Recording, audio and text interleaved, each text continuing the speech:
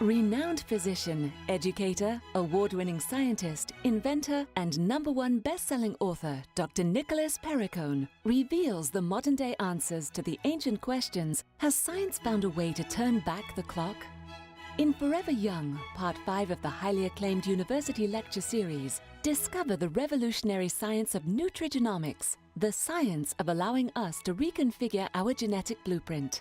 So let's join foremost anti-aging scientist and board-certified dermatologist, Dr. Nicholas Perricone, to discover nutrigenomics and why now more than ever there are anti-aging options. Ladies and gentlemen, Dr. Nicholas Perricone. Welcome to the 5th of the University Lecture Series. You know, it was 10 years ago on this campus, in this very room, where I introduced my first book called The Wrinkle Cure. And in that book, I discussed my views on aging, which were looked upon as a little bit radical at that time, but it's nice to say that this time it's become mainstream. Essentially, aging and age-related diseases were caused by inflammation. And that tends to confuse people because they say, inflammation, what do you mean? Well, I'm not talking about gross inflammation, which doctors call clinically evident inflammation. I'm talking about inflammation that is subclinical or on a microscopic or submicroscopic level. And so if we look at inflammation as a spectrum, it's the low-grade inflammation. We can't see it, we can't feel it, but it goes on all of the time in our cells, causing destruction to major organ systems. And so I also mentioned that such diverse diseases as Alzheimer's, Parkinson's, cancer, cardiovascular disease, obesity, and wrinkles are all mediated by inflammation. And if you think about that, that is a pretty radical thought, that all of those diverse changes in our body can come about from inflammation. The way I came across this, as a medical student, we had to cover a course called histopathology. And what we had to do is we had to look under the microscope at every disease process. So we know what it looked like clinically when we saw a patient and what it looked like microscopically.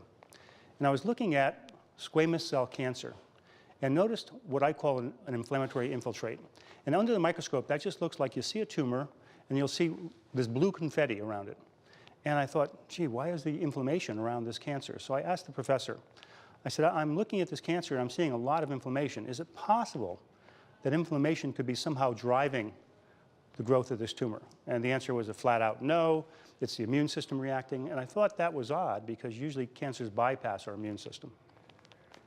I carried that with me, and then as we studied more disease processes, whether it was atherosclerosis, there was inflammation in the arteries, diabetes, inflammation in the pancreas. And then when I started my dermatology residency, I'm looking at skin under the microscope at all different skin processes. And aging skin had an inflammatory infiltrate, but young skin did not. And so I was very much convinced that inflammation was at the basis of aging and many of the disease processes. Carrying that a little further, I said, okay, if inflammation is causing this problem, then what's causing the inflammation? And that was a bit of a mystery, and it took more than a couple of years to come to a conclusion. But fortunately, I was a bit of a self-taught nutrition nut as I was growing up, and had read everything by Linus Pauling, and actually had talked to Linus Pauling, and Adele Davis was another nutritionist, and knew that certain nutritional factors could bring down inflammation.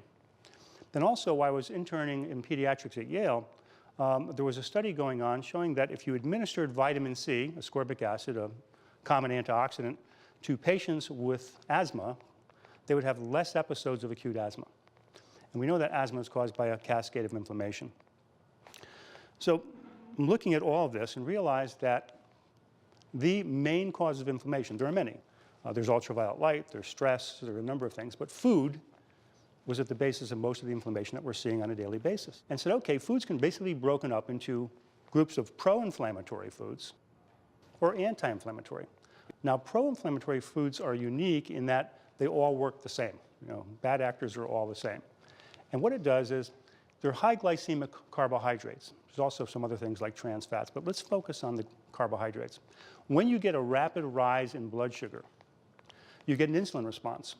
And with this insulin response comes a burst of inflammation throughout all of your cells.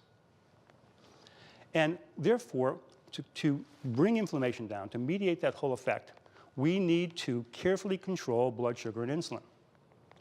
So looking at that, then looking at other factors, said, okay, if we took all of the pro-inflammatory foods out of our diet, would we do better, and what would we replace them with?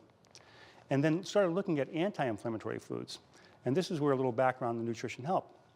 I knew that all antioxidants act as anti-inflammatories. But of course, not all anti-inflammatories are antioxidants. Ibuprofen does not have antioxidant activity.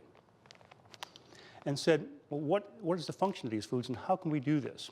So looked at foods and diet in patients, and also looked at other factors like C-reactive protein, which is a serum marker of inflammation, and found that if we put people on a diet that removed all the pro-inflammatory foods and added anti-inflammatory foods, rapid decrease in inflammation systemically.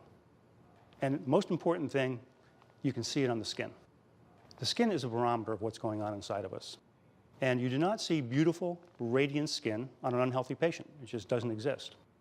So when people were put on an anti-inflammatory diet, within a matter of days, they looked absolutely radiant. And when I say radiant, it's almost as if a light bulb was shining in their heads. And pores would get tighter, and there would be increased tone to the skin, look smoother, more definition to the jawline, higher looking cheekbone. And this is just from a few days of an anti-inflammatory diet. So I worked on this and developed a 3-tiered anti-inflammatory program. And the first tier, and the most important, is diet. Beauty is really from the inside out. And if you think that you're just going to do one thing, like put a cream on your face or alter one aspect of your life and see a difference, it's not going to work. So beauty from the inside out. And so I worked out a diet and found that what I wanted to do is administer foods to people that were protein adequate, because protein is really important, because you need protein to repair your cells. And Adele Davis, a famous nutritionist, said, on the days we do not eat protein are the days we age. And when I talked to women in my practice and took an unofficial poll over a period of 5 years, most of the women were getting half of the protein that they actually needed. Second thing is, in addition to protein, we need fats. And I was coming out of the 90s where doctors had given all kinds of bad advice. The worst is the no-fat diet. Disastrous. You need fat to burn fat. You need fat for your immune system. You need fat for beautiful skin. You need fat for your brain to work. And so what we had is we had an epidemic of obesity and mental depression. If you don't have adequate fats, and the brain is 70% fat by weight, by the way, what happens is the neurotransmitter systems we have for thinking and for emotion and mood drop. And so I don't think it's a coincidence that at the end of the 90s, in addition to the low-fat, no-fat diets, we had an epidemic of mental depression. So instead of altering the diet, we developed wonder drugs like Prozac and the other we call SSRIs. So we need fats. We need protein. We need fats. And then we need to have lots of low glycemic carbohydrates that are rich in antioxidants and phytonutrients. And so I told my patients, look for foods that essentially have a lot of color. Because if there's colors present, we know there are phytonutrients like antioxidants, and antioxidants can fight off bad free radicals. When I talked about this 10 years ago, no one had really heard the term free radicals. They thought it had something to do with a political movement. But just to review that, a free radical is a molecule or an atom that is missing an electron in its outer orbit, and they want to travel in pairs. So that molecule or atom will do anything to rip off another electron. When it does, it causes a cascade of events that causes damage to the DNA, the outer portion of the membrane, the mitochondria. And so that's the bad news. The good news is we have defenses against free radicals. They're called antioxidants. And so we have an endogenous antioxidant pool. Our body makes it. And then we have small antioxidant molecules that come from our diet. And so the third portion of this thing is eating lots of fresh fruits and vegetables. If you see color present, we're on the right road. And so let's look at what the ideal meal was. And this is probably something you all know, but I want to repeat it anyway. I made up a diet of cold water fish, salmon, fresh green salad with olive oil and lemon juice, and then for dessert, mixed berries. And this is really well thought out, and we're going to go through the logic of this right now. Salmon, high quality protein. You need protein to repair your cells. In addition to the protein in salmon, there's a lot of color to salmon, and that comes from an antioxidant called astaxanthin. And that's one of the carotenoids. And astaxanthin is a very powerful carotenoid and can reduce inflammation very rapidly in the body and the skin.